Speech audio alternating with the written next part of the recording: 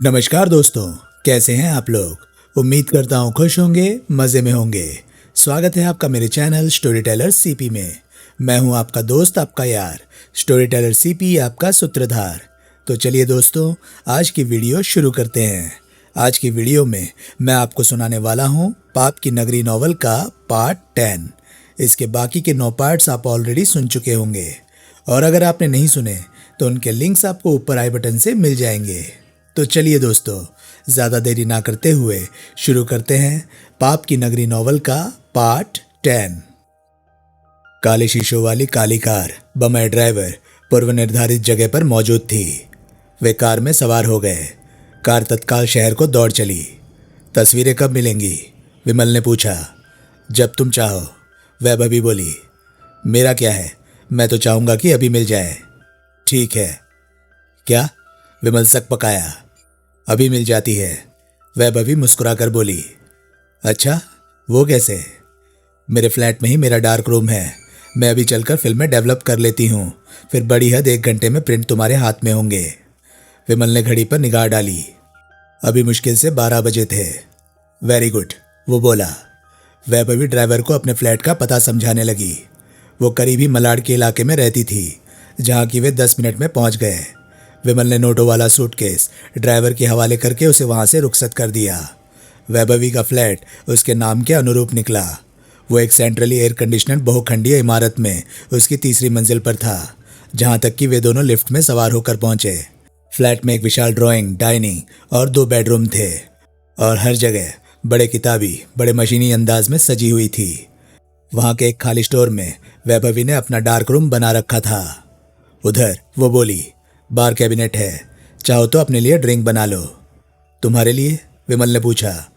मैं ड्रिंक नहीं करती, लेकिन फ्लैट में ड्रिंक का सामान रखती हो। कोई ऐतराज? नहीं, कोई ऐतराज नहीं। वो डार्क रूम में चली गई तो विमल बार कैबिनेट के करीब पहुंचा, जिसे कि उसने कई तरह के ग्लासों और कई तरह के ड्रिंक्स की बोतलों से सुसज्जित पाया। कैबिनेट में ही एक छोटा सा रेफ्रिजरेटर फिट था।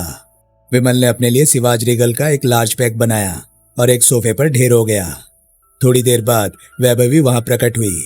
तब वो एक सफेद रंग की बैगी पतलून और कई तरह के कपड़ों के बिल्लों से सुसज्जित मर्दानी कमीज पहने थी। अपने बाल उसने पोनीटेल की सूरत में कसकर बांध लिए थे। उस साधारण पोशाक में वो अपने शाम वाले जगमग जगमग परिधान से कहीं ज्यादा हसीन और कमसीन लग रही थी। डेवलपिंग हो गई है, वो बोली। फिल्में सूख जाएं, फिर प्रिंट बनाते हैं। कितना टाइम लगेगा? कम, बहुत कम। फिर भी जल्दी क्या है? तुमने कौन सी गाड़ी पकड़नी है? फिर भी लगता है ड्रिंक में मजा नहीं आ रहा। मैं अकेले ड्रिंक करना पसंद नहीं करता। तो यूं कहो ना, मैं तुम्हारा साथ देती हूँ। Just you wait a minute. लेकिन तुम तो ड्रिंक करती नहीं। गलत नहीं कहा था मैंने। तो ये। उसने रेफ्रिजरेटर में से अपने लिए कोल्ड ड्रिंक की एक बोतल निकाली। उसने कोल्ड ड्रिंक को ग्लास में डाला, उसमें 2 आइस क्यूब डाले और फिर विमल के करीब आकर उसके ग्लास से ग्लास टकराती हुई बोली, चीयर्स। चीयर्स, विमल बोला। You know what? What? I like gentleman who drink and smoke. अच्छा, मर्दों वाले काम है ये। शानदार, जानदार। विमल तनिक हंसा।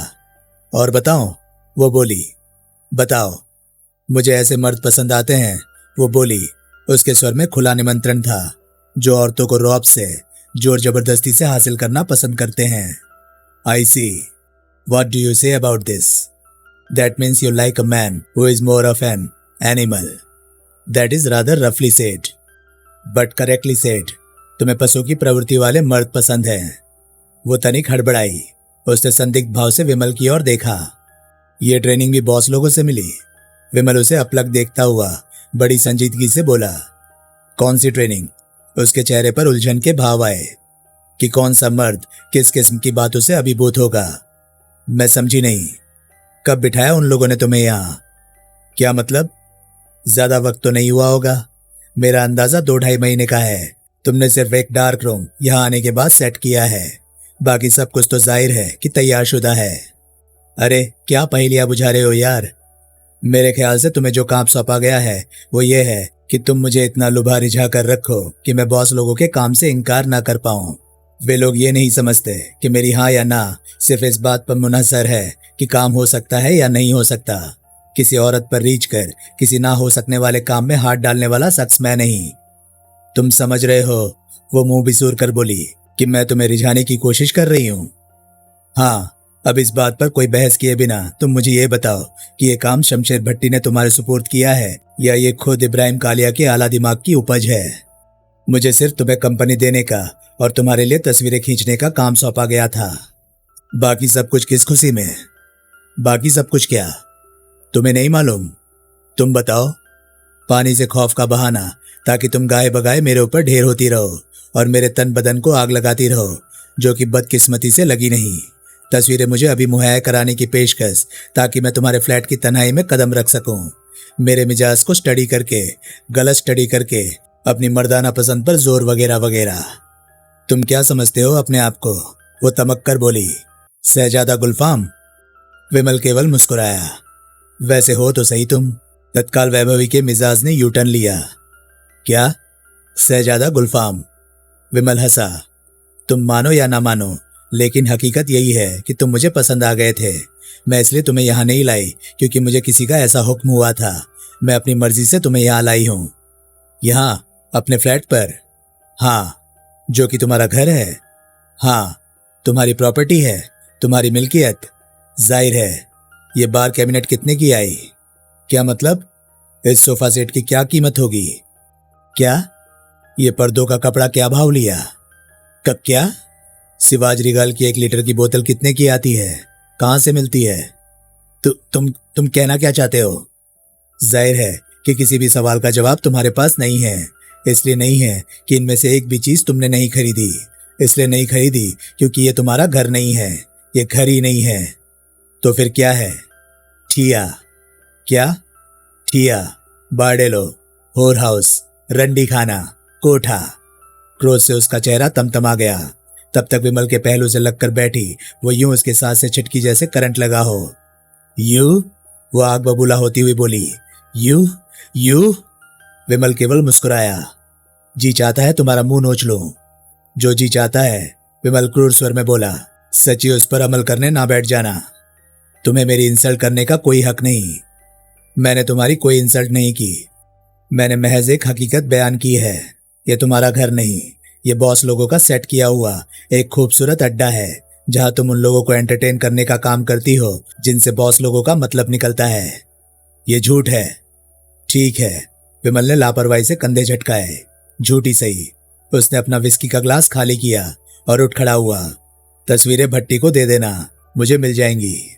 वो दरवाजे की ओर बढ़ा।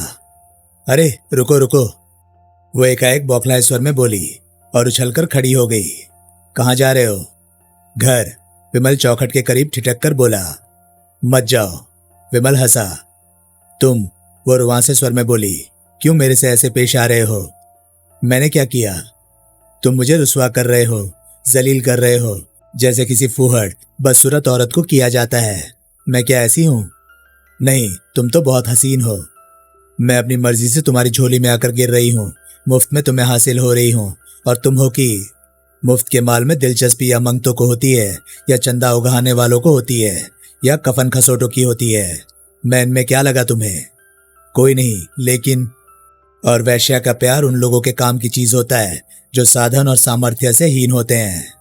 उसका चेहरा उतर गया। ओह, वो बोली। ओह। विमल ने फिर द्वार की ओर बढ़ने का उपक्रम किया। 1 मिनट ठहरो, वो बोली। Please please. विमल फिर रुक गया। उसने प्रश्नसूचक नेत्रों से वैभवी की ओर देखा। ठीक है, वो दबे स्वर में बोली। मैं कबूल करती हूं कि ये मेरा घर नहीं, ये इब्राहिम कालिया के गैंग का, तुम्हारे शब्दों में, ठिया है। मैं ये भी कबूल करती हूँ कि मुझे तुम्हें शीशे में उतारने का हुक्म हुआ था, लेकिन वो कहानी मैं अभी खत्म कर देती हूँ। कैसे? मैं उन लोगों को फोन कर देती हूँ कि मैं अपनी कोशिश में नाकामयाब रही हूँ। मैं अभी तुम्हारे सामने फोन करती हूँ। वो झपटकर फोन के करीब पहुंची। बड़ी व्यग्रता से उसने एक नंबर डायल किया। वैभवी बोल रही हूँ, वो माउथ पीस में बोली। मलाड़ वाले फ्लैट से। वो नहीं पटा क्योंकि वो भाप गया कि फ्लैट मेरा घर नहीं, बाई का कोठा है। कुछ मेरे से भी गलती हुई। विमल तब तक लंबे डग भरता हुआ करीब पहुंचा। उसने रिसीवर उसके हाथ से ले लिया और माउथ पीस को ढककर ईयर पीस को अपने कान से लगाया। कमाल है, उसके कान में इब्राहिम कालिया की आवाज पड़ी। तेरे से वो मामूली आदमी नहीं पटा, अब वो है कहाँ? विमल ने रिसीवर जल्दी से वैभवी को पकड़ा दिया और उसके कान में बोला, पूछ रहा है अब मैं कहाँ हूं? चला गया। वैभवी सहमति में सिर हिलाती हुई माउथपीस में बोली, सॉरी। हाँ ठीक है। उसने रिसीवर रख दिया। ये कालिया ही था ना? विमल बोला। हाँ, वो बोली। भट्टी तो कहता था कि वो दुबई गया हुआ था। कालिया को गोली मारो, अपनी बात करो। अपनी क्या बात करूं? वो कारोबारी कहानी तो खत्म हो गई। अब अगर मैं कहूं कि मेरी खातिर रुक जाओ तो रुक जाओगे? तुम्हारी खातिर किस लिए? क्योंकि मुझे तुम पसंद आने लगे हो, क्योंकि तुम्हारे ख्याल से ही मेरे दिल की धड़कन तेज हो जाती है, क्योंकि मुझे तुमसे मोहब्बत हो गई है। वो एकाएक विमल से लिपट गई। विमल ने उसे जबरन अपने से अलग कर दिया। मैं एक शादीशुदा बाल बच्चेदार आदमी हूं, वो बोला। मैं तुम्हारी मोहब्बत के काबिल नहीं। मैं तुमसे शादी के लिए कब कह रही हूं? मैं उस मोहब्बत का हामी नहीं जिसकी परिणति शादी में ना हो सकती हो। तुम तो मुझे दुत्कार रहे हो। बिल्कुल गलत, बड़ी हद मैं तुम्हें नकार रहा हूं। लेकिन कालिया के पास अपनी नाकामयाबी की हाजिरी दर्ज करवा चुकने के बावजूद तुम अभी भी अपने रिजक के लिए मेहनत कर रही हो। ये बेमानी कोशिश छोड़ो, जाकर फिल्मों की तरफ तवज्जो दो। मैं सुबह उनका पता करूंगा। नमस्ते। विमल वहां से विदा हो गया। चैम्बूर में जेल बनी इमारत से दूर निकल आने के बाद वागले ने महसूस किया कि वो कुछ ज्यादा ही आसानी से आजाद हो गया था। कहाँ तो इकबाल सिंह वहां ऐसे इंतजाम का दावा कर रहा था कि बिना कंपनी के प्यादों की इजाजत के उसकी या तुका की पलक नहीं झपकने वाली थी, और कहाँ वो यूं वहां से बाहर निकल आया था जैसे किसी को उसकी परवाह ही नहीं थी। वागले को दाल में काला दिखाई देने लगा। कहीं उसे इसलिए तो नहीं छोड़ दिया गया था कि वो मदद के लिए अपने किसी मेहरबान के पास पहुंचे और कंपनी उसे भी धर दबोचे। जरूर यही बात थी। उसका इरादा सीधे सलाउद्दीन के पास पहुंचने का था, जो कि उसने वक्ती तौर पर ड्रॉप कर दिया। लेकिन उसे अपने पीछे लगा तो कोई दिखाई नहीं दे रहा था। मौजूदा हालात में उसे अपने दोबारा पकड़े जाने की कतई कोई परवाह नहीं थी। वो पसंद करता अगर यूं भी कंपनी की नीयत सामने आ पाती। उसकी जेब एकदम खाली थी। भागते वक्त वो घायल प्यादे की भी जेबें टटोलता तो 4 पैसे उसके हाथ में लग जाते, लेकिन तब उसे ऐसा करना सूझा नहीं था। वैसे जेब खाली होना उसके लिए कोई बड़ी समस्या नहीं थी। वो एक टैक्सी पर सवार होकर कोलीवाड़े में सलाउद्दीन के पास पहुंच सकता था और वहां टैक्सी का भाड़ा चुका सकता था। लेकिन अब पहले उसने इस बात की तस्दीक करनी थी कि कोई उसके पीछे नहीं लगा हुआ था। अगला आधा घंटा उसने कई आड़े तिरछे रास्तों से गुजरकर गुजारा। उसे कोई अपने पीछे लगा ना दिखाई दिया। उसे किसी पर संदेह तक ना हुआ कि कोई उसके पीछे लगा हुआ था। क्या माजरा था? क्या उसका शक नाजायज था? क्या वो खामखा दाल में काला देख रहा था? वो निश्चित रूप से कोई फैसला ना कर सका। तभी आगे उसे एक पुल दिखाई दिया। उसे एक ख्याल आया। पुल पर चढ़कर वो अपने पीछे बहुत दूर तक देख सकता था। तब अगर कोई उसके पीछे लगा होता तो वो छुपा न रहता। तब उसका पीछा करते किसी प्यादे या प्यादों को भी पुल पर चढ़ना पड़ता, वरना उसके पीछे लगा रहना संभव न रह पाता। वो पुल की सीढ़ियां चढ़ गया। पुल पर पहुंचकर वो कुछ कदम सीधा चला, फिर ठिठका और उकड़ू होकर दबे पांव वापस लौटा। रेलिंग की ओर से उसने अपने पीछे झांका। उसे पुल के करीब तो क्या, दूर दूर तक कोई संदिग्ध व्यक्ति दिखाई न दिया। वो फिर भी उकड़ू बैठा वहां दुबका रहा। 5 मिनट गुजर गए। उतनी रात गए, किसी के भी पांव सीढ़ियों पर ना पड़े। अब वो निश्चित हो गया। उसका वहम बेजा था। कोई उसके पीछे नहीं लगा हुआ था। वो उठकर सीधा हुआ, घूमकर आगे बढ़ने लगा तो किसी की विशाल छाती से जा टकराया।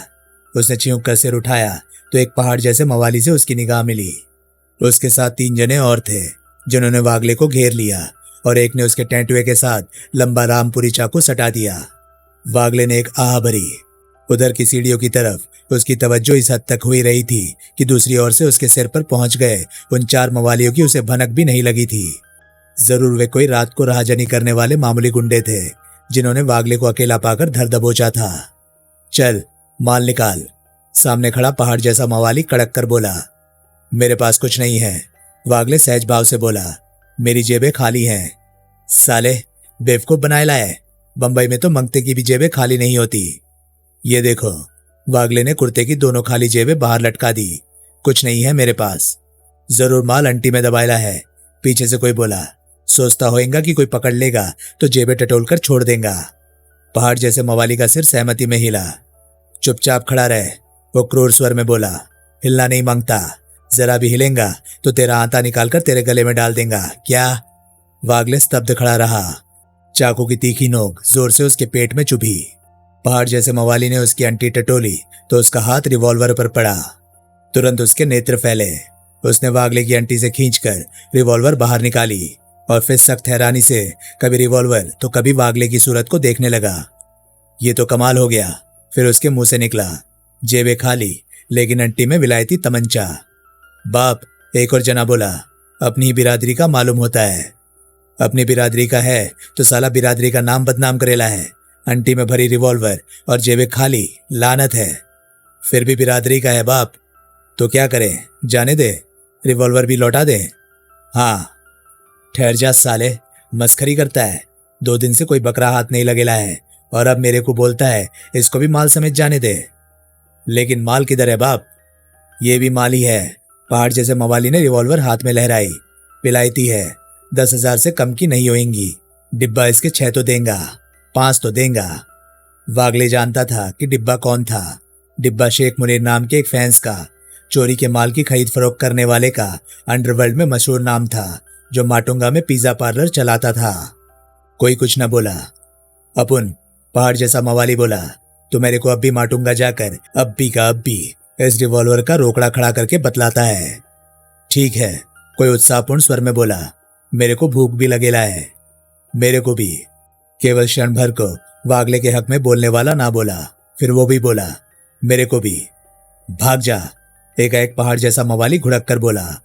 वागले उनसे अलग हट गया। चारों मवाली तेजी से सीढ़ियां उतर गए। वागले उनसे विपरीत दिशा में आगे बढ़ गया। पिछले रोज वाले वक्त ही विमल केशव राव भोंसले की खोली पर पहुंचा। वहां उसे वो शुभ समाचार ना मिला जिसे सुनने के लिए वो वहां आया था। केशव राव, विमल असहाय भाव से बोला, तुम्हारी मर्जी तो है ना ये काम करने की? भोंसले ने आहत भाव से उसकी तरफ देखा। तो फिर ऐसे कैसे बीतेगी? विमल बोला, मेरी समझ में नहीं आती कि क्यों हो रहा है। आज तक ऐसा नहीं हुआ कि लगातार 2 दिन कोई अपराधी थोबड़े को फोटो और फिंगरप्रिंट्स के लिए हेडक्वार्टर ना लाया गया हो। लगता है बंबई के सारे अपराधी सुधर गए हैं। अब मैं क्या कहूं? हाँ, तुम क्या कहो? आगे तुम्हारी हफ्तावारी छुट्टी भी आ रही है। आज नहीं तो कल हर हाल में तुम्हारा काम हो जाएगा। और 2 दिन भी कोई नया अपराधी बुक ना हुआ तो भी हो जाएगा, चाहे तबाही आ जाए। कल तुम किसी और तरकीब की बात कर रहे थे। सीधे से काम ना बना तो वही तरकीब आजमाऊंगा। तुम खातिर जमा रखो, आज नहीं तो हर हाल में। विमल वहां से विदा हो गया। कंपनी का सिपह सालार अपनी दैनिक हाजिरी कंपनी के बादशाह के हुजूर में लगाने के लिए पेश हुआ। इकबाल सिंह को उसने अपेक्षाकृत अच्छे मूड में पाया। क्या खबर है डोंगरे? इकबाल सिंह बोला। बढ़िया खबर है, डोंगरे खुश होता हुआ बोला। कल डाकी को खलास कर दिया था। डाकी? चांदनी के फ्लैट वाली इमारत का रात पाली का चौकीदार। उसी हरामजादे की मदद से भट्टी चांदनी का कत्ल करने में कामयाब हो सका। भट्टी? हाँ, उसी की करतूत निकली ये। मरने से पहले डाकी ने अपनी जुबान से कबूल किया था कि वो शमशेर भट्टी के हाथों बिका था। ओह साहब, जरा ये सोहल वाला झमेला निपट जाए, फिर इस भट्टी के बच्चे को और उसके बाप इब्राहिम कालिया को मैं खुद पाताल से भी खोद कर खलास करूंगा। बढ़िया। चेंबूर की क्या खबर है? बढ़िया खबर है। वागले को वैसे ही आजाद हो जाने दिया था जैसा आप चाहते थे। उसे शक तो नहीं हुआ कि वो आजाद हो जाने का मौका उसके लिए गढ़कर तैयार किया गया था? शक तो हुआ, लेकिन उस शक से उसे हासिल कुछ नहीं हुआ। मतलब? अपने शक की तस्दीक के लिए वो चैम्बूर की सड़कों पर खूब भटका, खूब कूदा फांदा, लेकिन उसे मेरा कोई आदमी अपने पीछे दिखाई नहीं दिया। ऐसा कैसे हो पाया? साहब, मैंने ऐसी तरकीब निकाली कि उसके लिए आप मुझे जरूर शाबाशी देंगे। क्या किया तूने? बस कमाल किया साहब इस बार मैंने। गजरे साहब भी यहाँ मौजूद होते तो मेरी तरकीब की बाबत सुनकर खुशी से झूम जाते। बस तरकीब ही कुछ ऐसी सूझी मुझे कि डोंगरे डोंगरे, होश में आ, होश में आ। डोंगरे के जोशो खरोश को ब्रेक लगी। क्या तरकीब की तूने? मैंने वागले के मत्थे एक ऐसी रिवॉल्वर मर दी जिसकी मूठ में एक बहुत शक्तिशाली ट्रांसमीटर फिट था। मतलब? इकबाल सिंह सकपकाया। साहब, जिस प्यादे पर हमला करके उसने वहां से भागना था, उसका हथियार तो उसने अपने काबू में करना ही था, और उसको यह भी लगना ही था कि वो कुछ ज्यादा ही सहूलियत से आजाद हो गया था। ऐसे हालात में जब मेरे आदमी उसके पीछे लगते तो उसे उनकी जरूर खबर लगती। तब या तो वो उन्हें किसी न किसी तरीके से डॉस दे जाता या फिर वो चैम्बूर वापस लौटकर इमारत की घंटी बजाकर कहता कि वो तुका के पास ही ठीक था। भूमिका बहुत हुई, मतलब की बात कर। इन बातों को ध्यान में रखते हुए मैंने मॉडर्न तरीके से डोंगरे फिर अपने आप पर खुश होने लगा। उसकी निगाह बनी की तरकीब निकाली। मैंने एक नन्हे इलेक्ट्रॉनिक ट्रांसमीटर का इंतजाम किया जो कि एक रिवॉल्वर की मूठ में छिपाकर फिट किया जा सकता था और जिसमें से निकलते सिग्नल को उसके 5 मील के दायरे तक कैच किया जा सकता था। वो रिवॉल्वर मैंने उस प्यादे को दी जिसने अपने ऊपर हमला करवा के वागले को भाग जाने का मौका देना था और जिसे कि भागते वक्त वागले ने यकीनन अपने साथ ले जाना था, और उसका रिसीवर अपने प्यादों की उस टीम को दिया जिसने वागले की निगाहबीनी के लिए उसके पीछे लगना था। इस तरह ट्रांसमीटर वाली उस रिवॉल्वर के जरिए वागले की निगाह में आए बिना भी वो वागले के पीछे लगे रहे। इकबाल सिंह भौचक्का सा अपने सिपह सालार का मुंह देखने लगा। डोंगरे, इकबाल सिंह बोला, तूने तो कमाल कर दिया। डोंगरे की इकलौती असली आंख खुशी से चमकी। अब तूने साबित करके दिखाया है कि तू कंपनी का काबिल सिपह सालार है। ऐसी अंग्रेजी तरकीब कैसे सूझ गई तुझे? बस, डोंगरे खुशी से झूमता हुआ बोला, सूझ गई। अब कहाँ है वागले? माटुंगा में शेख मुनीर के पिज्जा पार्लर में। रात को चैम्बूर में यह तसल्ली हो जाने के बाद कि कोई उसके पीछे नहीं लगा हुआ था, वो टैक्सी करके सीधा शेख मुनीर के पास पहुंचा था। शेख मुनीर, वो डिब्बा, फैंस, वही। वागले का उससे क्या लेना देना? कुछ तो होगा ही, जरूर उसके जरिए सोहल का वागले से संपर्क होगा। वागले अभी भी वही है? मेरे यहां आने तक वो वही था। डिब्बा एक मामूली फैंस है। तुकाराम भाइयों से उसका वास्ता हो, ऐसा कोई इशारा कभी मिला तो नहीं हमें? साहब, ऐसा इशारा तो हमें कभी अक्रम लॉटरी वाले का भी नहीं मिला था, लेकिन तुकाराम भाइयों का वास्ता उससे निकला था। याद कीजिए, कंपनी के पिछले सिपह सालार घोरपड़े ने जब सोहल को पकड़ा था तो कहां से पकड़ा था? भिंडी बाजार में अक्रम लॉटरी वाले की खोली में से, इकबाल सिंह के मुंह से निकला। वैसी खुफिया ताल्लुकात सोहल के या तुकाराम के या उन दोनों के हिमायतियों के बंबई में किसी से भी हो सकते हैं, डिब्बे से भी। तू ठीक कहता है। इकबाल सिंह एक क्षण को ठिठका और फिर बोला, तुझे रिपोर्ट कैसे मिलती है वागले के पीछे लगी टीम की? वायरलेस टेलीफोन से। डोंगरे ने बड़े अभिमान से अपने कोट की जेब से एक वायरलेस टेलीफोन निकाला। इसके जरिए बाबू कामले से मेरा सीधा संपर्क है। वागले के पीछे बाबू कामले है? हाँ, 4 प्यादों के साथ। और चैम्बूर में तुकाराम की रखवाली? दर्जन भर प्यादे कर रहे हैं, सब भरोसे के हैं, साथ भौमिक भी है। बढ़िया, अब जरा पता कर वागले का। डोंगरे ने बड़े ड्रामेटिक अंदाज में वायरलेस टेलीफोन पर अपने विश्वास पात्र लेफ्टिनेंट बाबू कामले से बात की। वो वही हैं। अंत में वो बोला, पिज्जा पार्लर में? इकबाल सिंह बोला, डिब्बे के घर में। डिब्बे का घर पिज्जा पार्लर के पिछवाड़े में उसी इमारत में है। वो वहीं क्यों जमा हुआ है? अभी ये कैसे कहा जा सकता है साहब कि वो वहीं जमा हुआ है? क्या मतलब? साहब, रात के 3 बजे तो वो अभी वहां पहुंचा था। अभी। डोंगरे ने अपनी कलाई घड़ी पर निगाह डाली। 10 बजे हैं। अभी तो हो सकता है कि वो सो के भी ना उठा हो। ओह, जब उठेगा तो ही नजारा सामने आएगा। डोंगरे, एक बात का खास ख्याल रखना है तूने। वागले कहीं भी जाए लेकिन पुलिस का रुख ना करने पाए। वो पुलिस के पास पहुंच गया तो पुलिस चैम्बूर से तुकाराम को यूं छुड़ा कर ले जाएगी जैसे पहले कभी सोहल की सहेली नीलम को यहां से छुड़ा कर ले गई थी। वो पुलिस का रुख नहीं करने पाएगा। डोंगरे पूरे विश्वास के साथ बोला, वो उधर का रुख करेगा तो बाबू कामले सारे तकल्लुफ छोड़कर उसे दबोचेगा। मैंने ऐसा बोला हुआ है। अगर उसने पुलिस को फोन किया तो? सिर्फ टेलीफोन से इतनी अहम बात का पुलिस को यकीन नहीं दिलाया जा सकता।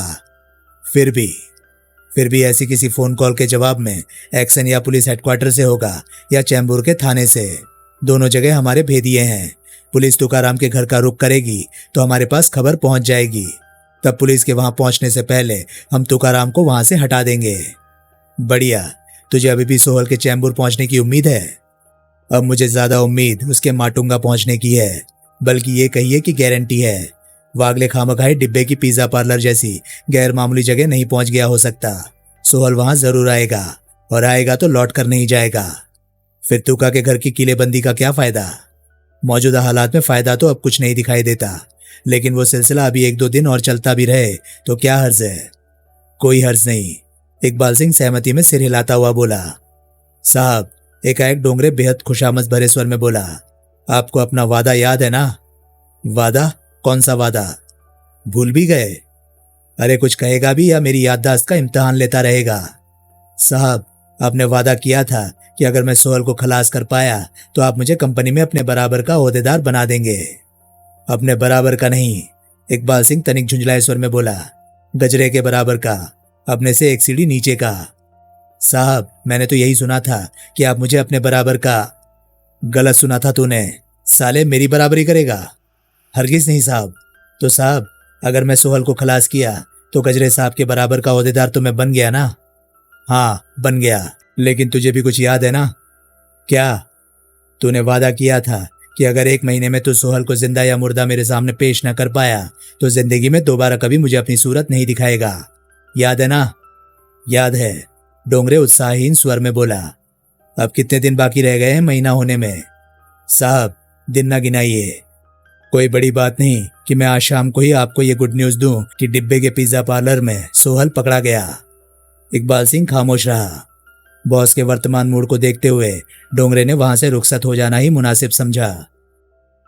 विमल इरफान अली से मिला। उस छोकरे की।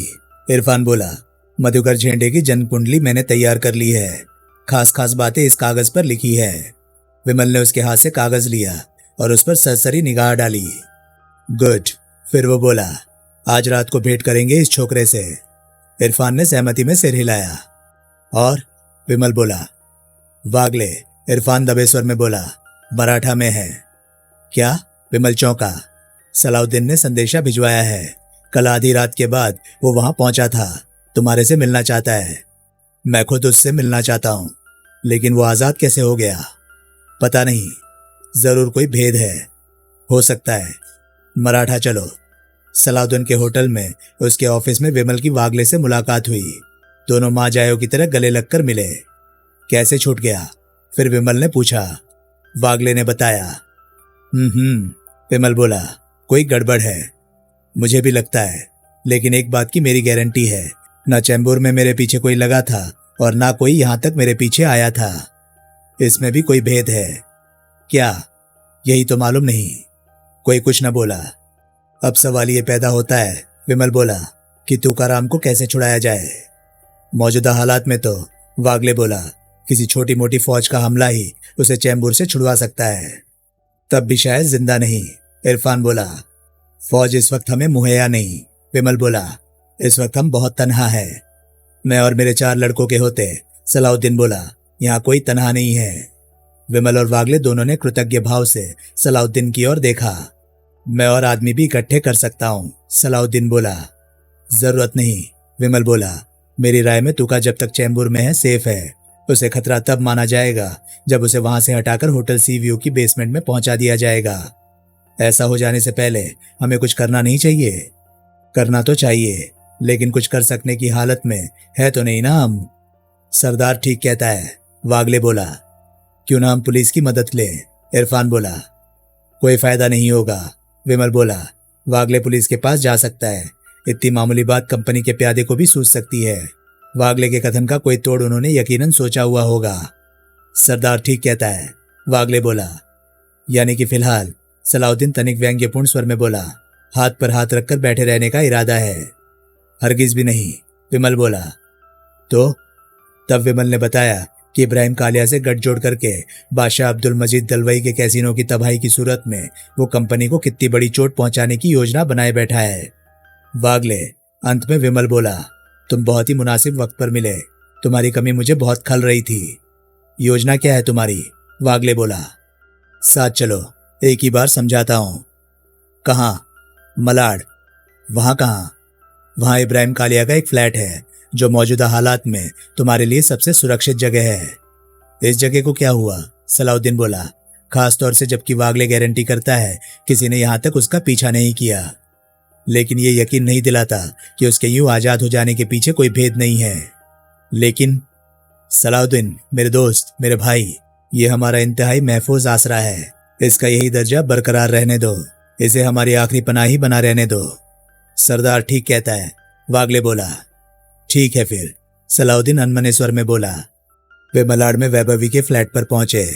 वैभवी वहां मौजूद थी। वहां शमशेर भट्टी भी मौजूद था। अच्छा हुआ तुम भी यहाँ हो, विमल बोला। मेरे साथियों से मिलो।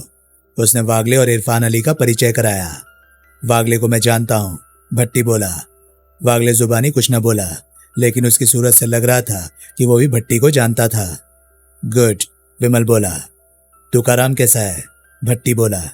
बढ़िया, वागले बोला। हौसलामंद आदमी की मैं कद्र करता हूँ। कौन नहीं करता?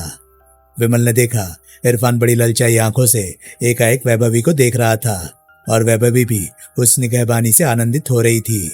इरफान खूबसूरत नौजवान था, लेकिन उसमें कमी यह थी कि आदतन मैला कुचैला रहता था और सलीके के कपड़े की जगह फिल्मी गुंडों जैसी पोशाकें पहनता था। कोई चाय वाय बना दे, वैभवी को वहां से टरकाने की नीयत से विमल बोला। वैभवी सहमति में सिर हिलाती हुई किचन में चली गई। तब कहीं इरफान की तवज्जो जनाबे हाजरीन की तरफ हुई। फिर विमल ने इरफान और वागले को भट्टी से हासिल नक्शों और लिस्टों की सहायता से 7 नेक पॉइंट का जोग्राफिया और उसका निजाम समझाया। उस दौरान वैभवी सबको कॉफी सर्व कर गई थी और शॉपिंग करने जा रही हूं कहकर फ्लैट से कूच कर गई थी। क्या कहते हो? अंत में विमल बोला। तेरा काम है, वागले बड़ी संजीदगी से बोला। लेकिन नामुमकिन नहीं। तुमने कोई योजना तैयार की है? हाँ, मेरी योजना की कामयाबी का असल दारोमदार उन लोगों के इस ख्याल पर है कि वहां कोई हल्ला बोलने की नहीं सोच सकता, और ये कि मेन पायर वाले रास्ते के अलावा टापू पर नहीं पहुंचा जा सकता। जबकि हकीकत यह है कि बोट हाउस की तरफ से भी टापू पर कदम रखा जा सकता है। मेरा इरादा दोनों तरफ से टापू पर पहुंचने का है। 2 जने रेगुलर ग्राहकों की तरह मेन पायर के रास्ते टापू पर पहुंच सकते हैं और मौका लगने पर बोट हाउस वाली साइड पर पहुंचकर वहां मौजूद गार्डों पर काबू पा सकते हैं, ताकि उधर से टापू पर पहुंचने की कोशिश करते हमारे साथियों के लिए रास्ता साफ हो सके। जाहिर है कि उधर से आने वाले हमारे साथियों के पास अपनी मोटर बोट होगी, इसलिए वही मोटर बोट बाद में वहां से कूच कर जाने के भी काम आएगी। मेरी राय में अगर थोड़ी बहुत दिक्कत का कोई काम है तो बोट हाउस वाले रास्ते से टापू पर पहुंचना है, उस रास्ते वहां से खिसकना नहीं। तो दोस्तों, ये था पाप की नगरी नॉवल का 10वां पार्ट। ये पार्ट आपको कैसा लगा प्लीज कमेंट सेक्शन में अपनी राय मुझे जरूर बताएं। और हाँ, अगर आपको मेरे वीडियोस पसंद आ रहे हैं तो प्लीज उन्हें लाइक करें और शेयर करें। साथ ही साथ चैनल को सब्सक्राइब करें, क्योंकि मैं ऐसे कंटेंट लाता रहता हूँ। तो चलिए दोस्तों, मैं मिलता हूँ अब आपसे अगली वीडियो में। तब तक के लिए नमस्कार, गुड बाय। सेफ रहिए, खुश रहिए, मजे करिए।